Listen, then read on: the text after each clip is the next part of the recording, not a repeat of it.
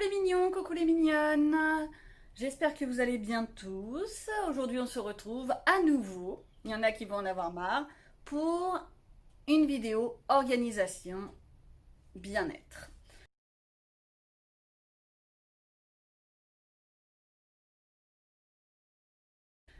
Aujourd'hui je vous propose de savoir comment faire un journaling. Journaling ou journal intime ou diary ou 5 minutes par jour ou 5 ans de réflexion ou journal de gratitude, tous ces types de journaux d'écriture pour le bien-être de soi. Je vous explique tout ça en images. En fait, par ce qu'on appelle le journaling ou journal intime ou diary. L'accent, ça va toujours pas, c'est pas grave. C'est en fait ce que l'on faisait quand on est plus jeune et qui n'est pas que pour les jeunes, c'est également en tant qu'adulte. C'est en fait un carnet dans lequel, un carnet, un cahier, un classeur, ce que vous voulez en fait, dans lequel vous allez noter tout ce qui se passe dans votre tête. Il existe plusieurs méthodes. Il y a bien entendu le je me pose le soir et je blablate ma journée. Ça, c'est une méthode. Il y a la méthode de je vais reprendre mes mémoires, c'est-à-dire que je vais relater tout ce qui s'est passé dans ma petite vie, comment j'ai ressenti tel événement, ce qui s'est passé à tel moment, les plus, les moins, comment j'ai réagi. Ça, c'est ce qu'on appelle les mémoires, les memories, pour ceux qui y veulent. Après, on a ce qu'on appelle les journaux de gratitude. C'est également pour le bien-être personnel. C'est remercier la vie des bienfaits que l'on reçoit.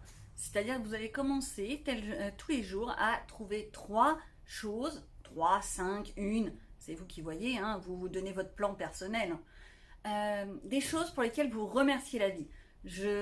En commençant, par exemple, vos phrases par merci de, je suis fière de, ce genre de choses. Ça fait du bien au moral, c'est vivifiant et on se dit que la vie n'est pas que noire. Il y a aussi des bons moments et parfois des moments anodins. Par exemple, aujourd'hui vous avez vu un oiseau qui est venu picorer votre pain dans le jardin. Et bien ça vous a fait plaisir. Et bien ça c'est un événement, une gratitude. Je remercie l'oiseau d'être venu chez moi manger son petit pain. C'est des choses toutes bêtes. Je sais pas, vous avez croisé quelqu'un qui vous a dit bonjour, oh chose miraculeuse, surtout à notre époque. Et ben vous le notez, c'est quelque chose qui vous a donné le sourire dans la journée. Après, il y a tous les petites phrases, les mots très rigolos que l'on peut entendre pendant la journée. Par exemple, je vais vous donner un exemple un peu bête. Je suis rentrée dans une chambre quand je travaillais et je commence à dire à la petite personne qui était hospitalisée, ah ça sent bon, ça sent la vanille. La petite dame, qui n'en perd pas une, m'a répondu, ah bah ça m'étonnerait, je viens de péter. Donc en fait c'est paix, santé, la vanille. C'est assez rigolo, suffisamment pour que ça reste en mémoire en tous les cas. Et ce sont des petites anecdotes comme ça qui font plaisir, qui donnent le sourire et qu'on veut garder.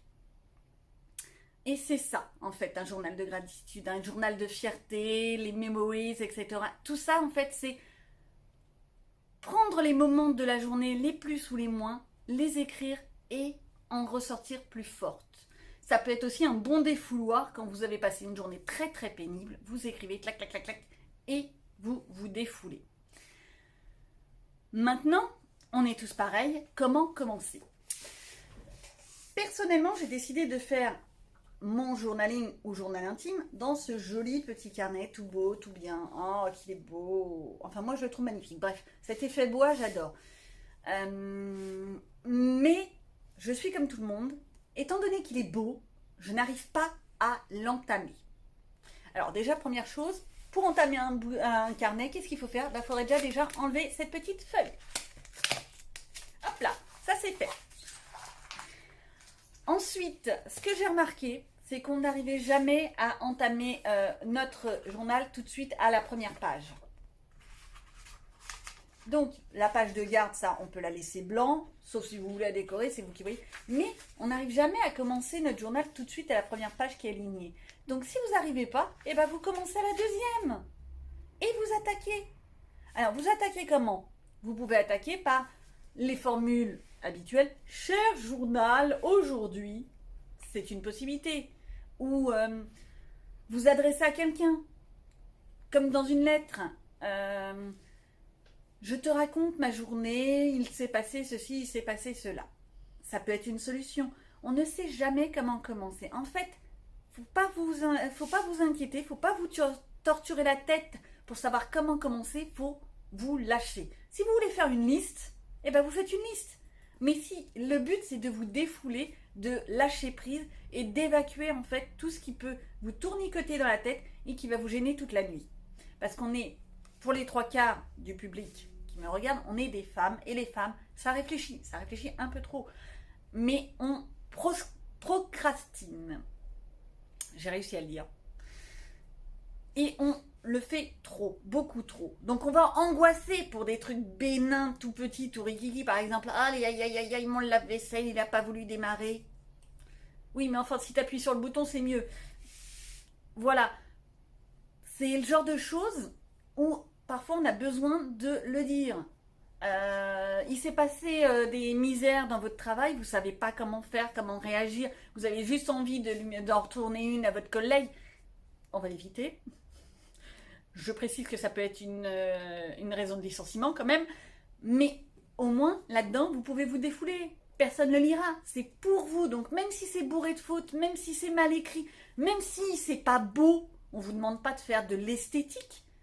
Le but d'un journal intime, d'un journaling, c'est de vous défouler, de lâcher prise et de ne pas ressasser. Voilà ce que c'est.